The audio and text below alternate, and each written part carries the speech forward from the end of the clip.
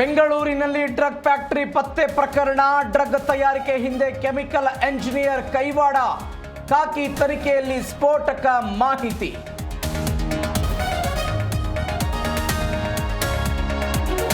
ಕೋಗಿಲು ಸಂತ್ರಸ್ತರಿಗೆ ಪರ್ಯಾಯ ವ್ಯವಸ್ಥೆ. ಸಿಎಂ ನೇತೃತ್ವದಲ್ಲಿ ನಡೆಯಲಿದೆ ಮಹತ್ವದ ಸಭೆ. ಪುನರ್ವಸತಿ ಕಲ್ಪಿಸಿ ಗುಡ್ ನ್ಯೂಸ್ ಸಾಧ್ಯತೆ.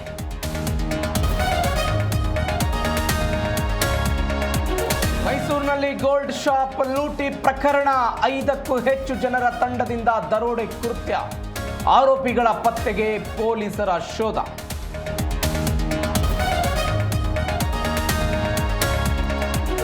ರೈಲಿನ 2 ಬೋಗಿಯಲ್ಲಿ ಬೆಂಕಿ. ಓರ್ವ ಸಜೀವ ದಹನ. ಟಾಟಾ ನಗರ ಎರ್ನಾಕುಲಂ ಎಕ್ಸ್‌ಪ್ರೆಸ್‌ನಲ್ಲಿ ಅವಘಡ.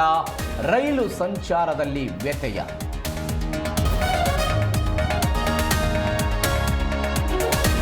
ಮಲೇಷ್ಯಾದಲ್ಲಿ ಜನನಾಯಕನ್ ಆಡಿಯೋ ಲಾಂಚ್. 33 ವರ್ಷಗಳ ಸಿನಿ ಪಯಣಕ್ಕೆ ದಳಪತಿ ವಿಜಯ್ ವಿದಾಯ. ಸಿನಿ ಪಯಣ ನೆನೆದು ದಳಪತಿ ಭಾವುಕ.